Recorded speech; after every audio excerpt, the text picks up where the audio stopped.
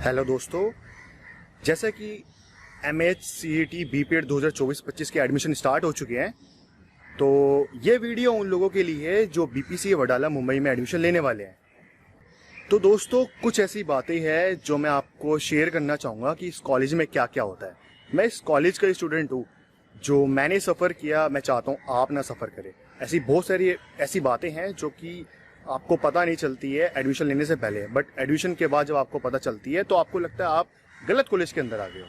तो मैं आपको शेयर करता हूँ कि कौन सी ऐसी बातें हैं। तो जो यहाँ का एडमिशन इंचार्ज है ना, वो आपको फेक प्रोमिस करेगा एडमिशन के टाइम, आपको फालतू की बटरिंग करेगा, जिसकी वजह से आप फालतू में अट्रैक्ट हो गए एडमिशन लेने के लिए। लेकिन ऐसा कुछ भी नहीं है, आप ऐसे ट्रैप में बिल्कुल मत आना। और आपको बताना चाहूँगा, इस कॉलेज में आपको शेव और हेयर कट एकदम कंपलसरी है।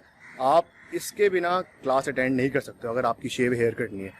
और जो कि बहुत सारे लोग हैं, उनको ऐसा लगता है कि हम रखेंगे, ऐसा कुछ नहीं है कि वो बियर्ड और यहाँ पे हेयर कट अलाउड नहीं है, जो कि बहुत सारे लोग आई थिंक इसी से भी परेशान है। एज ए स्पोर्ट्स कॉलेज हम ये एक्सपेक्ट करते हैं कि कॉलेज हमारा स्पोर्ट्स में आपको सपोर्ट करेगा, लेकिन ये एकमात्र ऐसा कॉलेज है जो बिल्कुल भी स्पोर्ट्स को सपोर्ट नहीं करता। अगर आपके मैचेस हैं, आपको कहीं जाना है, आपको इतना स्ट्रगल करना पड़ेगा आपको छुट्टी लेने के लिए। यहाँ से आपको छुट्टी नहीं मिलेगी, आपको बहुत ज़्यादा रिक्वेस्ट करनी पड़ती है, परमिशन लेनी पड़ती है मैचेस जाने के लिए। अदरवाइज आपको ऐसे डायरेक्टली नहीं होता।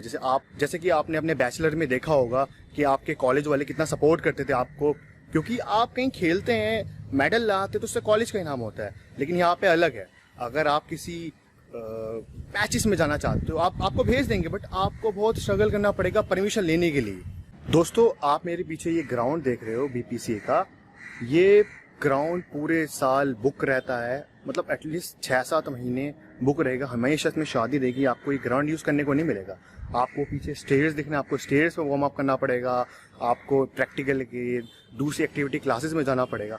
आप ये ग्राउंड यूज़ नहीं कर सकते। जो भी लोग अदर स्टेट के हैं उनको तो मैं बिल्कुल सजेस्ट ही नहीं करूँगा कि इस कॉलेज में, जितने भी यहाँ पे अदर स्टेट के लोग आए हैं ना, वो बहुत परेशान है, क्योंकि यहाँ पे सारे लेक्चर मराठी में होते हैं। ऑलमोस्ट 70 से 80% से मराठी में ही सिखाया जाता है, और अदर स्टेट को इतना डिफ़िकल्ट होता है समझने के लिए, उनको समझ में नहीं आता। और हमने इतनी बार रिक्वेस्ट भी की है, तो इन्होंने थोड़ा ट्राई भी किया है, लेकिन फिर दोबारा ये मराठी पे आ जाते हैं। ठीक है, ये स्टेट लैंग्वेज है, बट बहुत सारे ऐसे लोग हैं, 7-8 लोग जो कि बाहर से हैं, तो उनके लिए इतनी प्रॉब्लम होती है, ये लोग मराठी में ही पढ़ाते हैं। अगर हम थ्योरी क्लासेस की बात करते हैं, अगर आप ये सोच के आते हैं आपको थ्योरी में बहुत कुछ सीखने को मिलेगा, तो ऐसा बिल्कुल नहीं है। आपको थ्योरी में इतना कुछ खास सीखने को नहीं मिलने वाला है। आप मुंबई की वजह से ये मत समझना हमारा कॉलेज भी बहुत एडवांस है, ऐसा नहीं है बिल्कुल भी।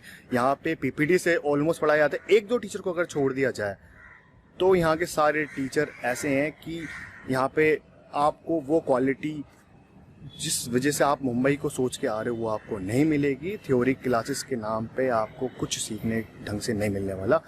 और अगर हम प्रैक्टिकल क्लासेस की बात करते हैं, तो प्रैक्टिकल क्लासेस ठीक है, बेसिक अच्छा सिखाते हैं, बट प्रैक्टिकल क्लास में भी इतना कोई एडवांस नहीं सिखाने वाले जितना आप सोच के अपने यहाँ से आओगे, अपने टाउन से निकलने वाले हो, इतना अच्छा नहीं सिखाने वाले। दोस्तों, अब बात करता हूँ मैं आपको यहाँ पे छुट्टियों की। अगर आप एक दिन भी कॉलेज के अंदर एब्सेंट है, तो नेक्स्ट डे आप जाके क्लास में बैठ ही नहीं सकते, और आपको प्रिंसिपल रूम के बाहर या कॉलेज के एक जगह है इकट्ठा, वहाँ पे आपको बैठना पड़ेगा, और आपको वो हाफ डे तक बैठना पड़ेगा। जब प्रिंसिपल आएगा आपको परमिशन लेनी पड़ेगी, देन आप जाके क्लास में बैठ सकते हो। आपका कोई भी रीज़न हो, अगर आप एब्सेंट हो ना, आप डायरेक्ट क्लास में जाके बैठ नहीं सकते हो। यहाँ पे परमिशन का इतना है कि अगर आप कोई भी चीज़ करते हो ना, पे हर एक चीज़ के लिए प्रिंसिपल से परमिशन लेने की ज़रूरत पड़ेगी। अगर आप इमरजेंसी लीव की आपको बताऊं, यहाँ पे इमरजेंसी लीव के लिए आपको इतना ज़्यादा रिक्वेस्ट करना पड़ेगा, तब जाके आपको इमरजेंसी मिलेगी, आपको बहुत वैलिड प्रूफ होगा। क्योंकि हमारे साथ बहुत सारे लोगों के साथ ऐसा हुआ है जिनको इमरजेंसी लीव की ज़रूरत पड़ी है, उनको मिली है, बट इतने सेक्रीफाइस के बाद मिली है, क्योंकि यहाँ का जो प्रिंसिपल है वो बिल्कुल भी सीधे तरीके से छुट्टियाँ नहीं देता, उसको बहुत रिक्वेस्ट करता है, उसके साथ बहुत सारे ट्रस्ट इश्यूज़ हैं, तब जाके आपको देगा, आपका पूरा कंफर्मेशन करेगा, तब जाके आपको यहाँ पे आपको छुट्टियाँ मिलेगी। आप छुट्टियों के मामले में कॉलेज बिल्कुल भी नहीं है। अटेंडेंस सही बात है, लेकिन अगर आपको बहुत इंपॉर्टेंट काम है, कुछ भी है, तो उसका बिहेवियर ऐसा होगा कि आपको छुट्टी नहीं मिलेगी ऐसा। बट आप बताओगे बहुत अर्जेंट है, ये है, तब जाके आपको छुट्टी मिलेगी, वो भी ज़्यादा नहीं, थोड़ी सी बिल्कुल। और दोस्तों, मुंबई जैसी सिटी में आपको मैं एक बात बताऊं, ये कॉलेज का मैनेजमेंट इतना कंजर्वेटिव है ना। अगर आप कोई लड़की या लड़के से बात करती है या कोई लड़का लड़की से बात करता है, आप सोच नहीं सकते, इनकी मेंटालिटी ऐसी है, ये आपको इंसल्ट करेंगे, ये आपको बहुत टारगेट करेंगे कि आप उनसे क्यों बात करते। क्योंकि किसी भी ऐसे दो लोग आपस में बात नहीं कर सकते। कोई बहुत इंपॉर्टेंट काम है कुछ तो कर लिया, अगर उन्होंने देख लिया चाहे कॉलेज के बाहर या कॉलेज के अंदर, तो ये समझ लो ये लोग आपको मुंह से बोल के टारगेट करेंगे। क्योंकि यहाँ पे लड़के लड़की को बात करना या मिलना ये सब अलाउड नहीं है। किसी ने भी अगर आपस में से बात कर लिया, बाहर देख लिया, तो यहाँ के मैनेजमेंट उसको एक्चुअल में इंसल्ट करता है, इंड्यूसली भी करेगा, सबके सामने भी करेगा। और ऐसे आप यहाँ पे आके अगर पूछोगे किसी भी स्टूडेंट से, वो आपको बताएगा। क्योंकि इनकी कंजर्वेटिव मेंटालिटी, नैरो मेंटालिटी की वजह से बहुत सारे स्टूडेंट को सफ़र करना पड़ता है, जो कि ये अलग ही नज़र से देखते हैं लड़का लड़की को। तो गाइस, अब हम आते हैं कॉलेज की पार्किंग पे। तो जो लोग कॉलेज स्कूटी, बाइक या कार से आने वाले हैं, तो मैं साफ बता देता हूँ, जो कॉलेज के जो बाहर का एरिया है वहाँ पे बाइक लगाना अलाउड नहीं है। और लोग फिर भी बाइक वहाँ पे लगाते हैं और आए दिन वहाँ पे चालान कटते हैं। इतने लोगों की बाइक भी उठा के ले गए और ऑन द स्पॉट भी वो चालान काट के चले जाते हैं। तो गाइस, मैं अपनी दिल्ली से मुंबई तक बाइक चला के लेके आया, और मैं हॉस्टल में ही रहता हूँ, और हॉस्टल के अंदर मुझे बाइक भी यूज पड़ती है कहीं ना कहीं जाने के लिए। तो मैं इसलिए दिल्ली से बाइक लेके आया, और मेरे 1 महीने के अंदर 6 चालान कट गए, क्योंकि कॉलेज एरिया के कहीं के पास भी आपको बाइक लगाना अलाउड नहीं है। तो गाइस, मैंने प्रिंसिपल से भी परमिशन ली कि मैं अपनी बाइक अंदर लगा सकता हूँ, बट उन्होंने मेरे को अलाउ नहीं किया। इतना बड़ा कॉलेज एरिया है, वो अलाउ कर सकते थे, बट उन्होंने अलाउ नहीं किया। फिर मुझे अपनी बाइक वापस मुंबई से दिल्ली चला के ले गया मैं, और मैं छोड़ गया अपनी बाइक। तो बाइक पार्किंग के लिए ठीक नहीं है। गाइस, अगर आप बीपीसी के आगे कहीं पे भी पार्किंग करते हैं, आपको आपकी बाइक, कार जो भी हो, आपको फटाफट उठा के ले जाएंगे। ये देखो, हमने भी ऐसे ही किया था कि हम यहाँ पे रोड पे पार्किंग करते थे, और जितनी भी गाड़ियाँ यहाँ से उठा के ले जाते हैं। और मेरा तो 5 बार चालान कट चुका है इसी वजह से। गाइस, अब आते हैं हम कॉलेज हॉस्टल पे। जो अदर स्टेट के लोग हैं या महाराष्ट्र के किसी भी डिस्ट्रिक्ट के लोग हैं और जो सोच रहे हैं कि हॉस्टल में रहने वाले हैं, तो आपको बता दूं, मैं कभी सजेस्ट नहीं करूंगा हॉस्टल में आप रहो। क्योंकि हम हॉस्टल में पिछले 10 महीने से रह रहे हैं, हमें पता है कितनी सारी चीज़ों में हमें सफ़र करना पड़ता है। पिछले 9 महीने के अंदर हम 6 बार रूम शिफ्ट कर चुके हैं, कभी इधर कभी उधर। हम परेशान हो जाते हैं इतना रूम शिफ्ट कर करके, क्योंकि आप एक बार किसी रूम में शिफ्ट हो जाते हो तो आप हर 1-2 महीने बाद किसी और रूम में शिफ्ट नहीं हो सकते हो, आपको प्रॉब्लम होती है। और हॉस्टल वालों के लिए सबसे नेगेटिव पॉइंट ये है, अगर आप हॉस्टल के अंदर रह रहे हो तो कॉलेज खत्म होने के बाद भी आपको कभी भी काम के लिए बुला सकते हैं। आपको ये नहीं देखा जाएगा कि आज आपकी छुट्टी है या नहीं है, आपको कॉलेज के बाद कभी भी काम पे बुला लीजिएगा। चलो, आप काम कर देते हो, अगर आप किसी रीजन की वजह से काम नहीं करते हो, कोई भी काम नहीं करते हो, तो आप डायरेक्टली प्रिंसिपल से टारगेट हो जाओगे। क्योंकि एक बार ऐसा हुआ क्या कि मुझे टाइफाइड हो रखा था और मैं काम नहीं कर सकता था, तो मैंने मना कर दिया कि मैं काम नहीं कर पाऊंगा, मेरी तबीयत ठीक नहीं है। उसके बावजूद भी प्रिंसिपल ने ये नहीं बोला कि आप रेस्ट करो या आपको आराम की जरूरत है, उसने बोला आपने काम क्यों नहीं किया। तो गाइस, ये बहुत नॉर्मल बात है, वहाँ पे आपको काम करना पड़ेगा हॉस्टल में। अगर आप नहीं करते, उसके बाद आपको प्रिंसिपल अपने ऑफिस में बुलाएंगे और उसके बाद आपको स्कोल्ड करेंगे। आप एक्चुअल में इरिटेट हो जाओगे इस चीज़ से कि मेरा तो बहुत वैलिड रीज़न में इस वजह से मैं काम नहीं करा रहा हूँ, तो आप कॉलेज के बाद मेरे से इतना काम क्यों करवा रहे हो। गाइस, हमारे यहाँ हॉस्टल में सिर्फ 2 ही वॉशरूम है।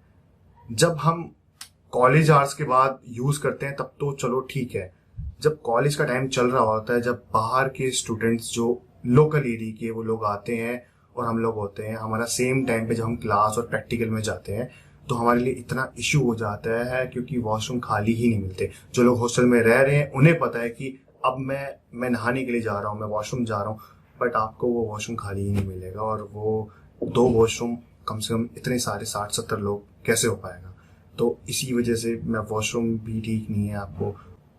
गाइज, हमारे कॉलेज में कोई कैंटीन मेस वगैरह नहीं है। जो हॉस्टल में लोग रहते हैं उनको खाना बाहर से खाना पड़ेगा, और जो खाना बाहर से खाते हैं, जो भी टिफिन सर्विस वहाँ पे है, वो लिटरली इतनी बेकार है, आप कहोगे कि इतना बेकार खाना मैं नहीं खा सकता, हमारे तो गले से भी नहीं उतरता वो खाना।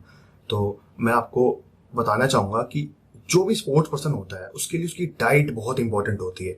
अगर आप जिस दिन हॉस्टल आते हो ना, उसके नेक्स्ट डे से आपको ये लगेगा कि मैं ये खाना नहीं खा सकता, और लिटरली हम वो खाना खा रहे हैं जो कि हमने कभी पूरी ज़िंदगी में नहीं खाया।